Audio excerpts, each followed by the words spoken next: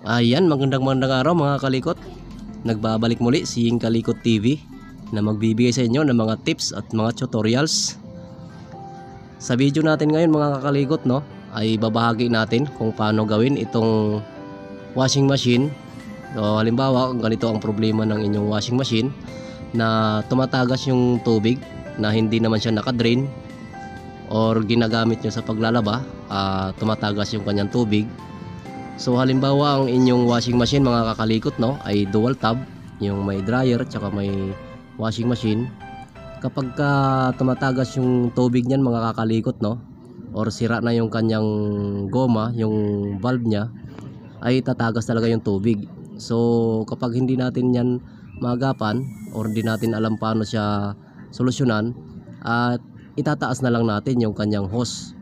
Pero kapag ganyan dual tab na washing machine mga kakalikot, no, na imbis na itaas natin yung hose para hindi tumagas yung tubig, ay lilipat naman yung tubig niya sa tab ng dryer. So hindi nyo rin magagamit yung kanyang dryer dahil lilipat doon yung tubig na galing sa washing machine natin.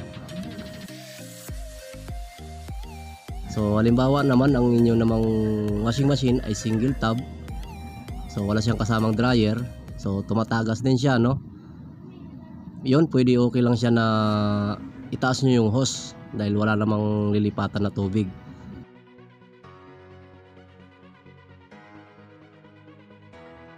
Panoorin nyo lang tong video natin kung paano natin siya gawin at tuturo ko sa inyo kung ano yung dahilan at tumatagas yung kanyang tubig.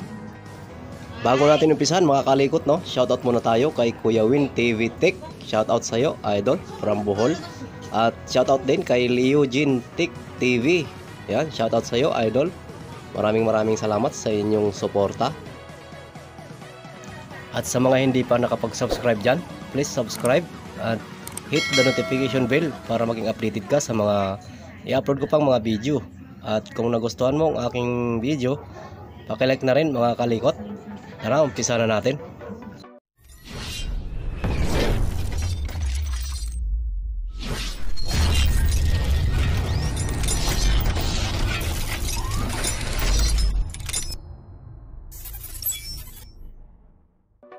Ayan, ito ang ating i-demo na washing machine mga kakalikot, no.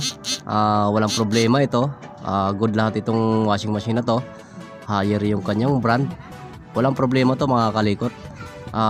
Dito lang ako magbibideo para may share sa inyo kung paano nga ba gawin ang ating washing machine na tumatagas ang tubig.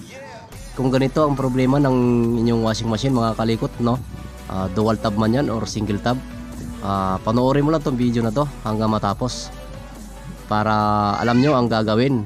Wala naman tayo ditong ibang gagamitin, ano, na mga tools. Ang gagamitin lang natin dito ay Phillips screw. Yan, pagtanggal lang ng takip sa likod. So yun lang. At kung medyo mahirap, gamitan mo ng malaking Phillips screw. Yun lang. So ayan mga kalikot, no. So ito yung kanyang kable, no, na papuntang drain. So nakakabit yan sa taas. So may nakikita kayo sa taas na merong drain, merong strong at saka merong normal wash. So doon yan nakakabit mga kalikot, no. So ganyan ang itsura niya kapag ka naka-select siya sa, ayan, naka-select siya sa ano, sa normal wash. Yan, naka-select na tayo sa normal wash. So ganoon ang mangyayari sa kanyang kable. So ganoon din sa kanyang strong, no. Pag naka-select tayo sa strong ay maluwag pa rin yon. Pag naka-select naman tayo sa drain, so aangat yung kanyang kable para naman hatakin yung spring na nasa loob ng ating drain valve. So yan, makikita nyo, naka-drain siya. So yan, ano siya, matigas, no. So dahil nahatak niya pataas. So yan ang problema mga kakalikot, no. Diyan sa loob na yan, bubuksan natin yan. Diyan nag-umpisa ang problema kapag ang ating washing machine ay nagde-drain kusa. So yan, no, kahit hindi naman siya naka-drain ay tumatagas yung tubig. So kapag ganyan, sayang yung sabon natin, lalo na kung ito'y mamahalin.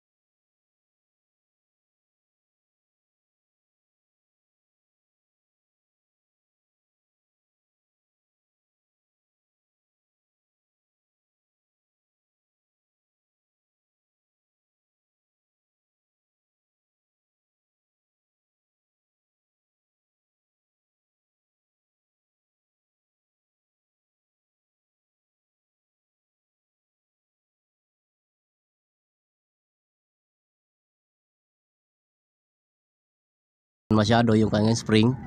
Kapag nabutas yung ating goma dito ay papasukin na ng tubig at mabubulok na yung spring natin, kaya hindi na siya nagpa-function, ano.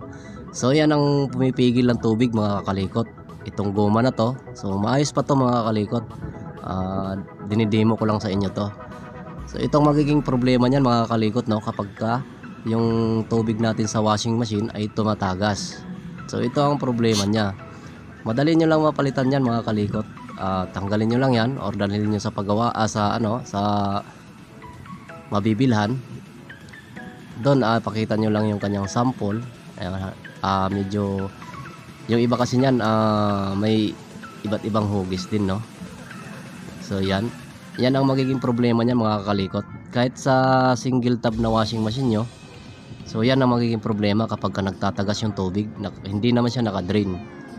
So ganyan lang, pwede nyo tingnan kung bago niya baklasin, pwede nyo tingnan kung paano siya nakakabit. So yan, titingnan nyo yung goma, no, baka punit na or matigas na. Hindi naman siya napunit pero matigas na, hindi na rin siya magpa-function. So yan ang problema, mga kalikot, kapag tumatagas yung tubig natin kahit hindi naman naka-drain. So yung goma lang na yan, mga kalikot, wala ka nang ibang gagawin dyan. So yun lang, mga kalikot, no. Sana may natutunan kayo sa ating video ngayon. Maraming salamat sa inyong pagsuporta sa aking channel. At sa mga hindi pa nakapag-subscribe ay pwede nyo na i-subscribe ang aking YouTube channel. Huwag na rin kalimutang pindutin ang notification bell para maging updated ka sa mga i-upload ko pang mga video. At kung nagustuhan nyo naman ang aking video, paki-like na rin, mga kakalikot. At sa mga gusto namang magpa-shoutout dyan at merong mga katanungan about sa inyong mga washing machine, pwede nyo i-comment sa ating comment section dyan sa baba, mga kalikot. At para naman matugunan natin kung mabasa agad natin ang inyong mga comment. So maraming salamat muli, mga kalikot. Yung Kalikot TV muli ang nagsasabing maraming thank you sa inyo at sa walang sawang pagsuporta sa aking channel. Ayan, maraming salamat. Hanggang sa susunod nating video, mga kakalikot. Have a nice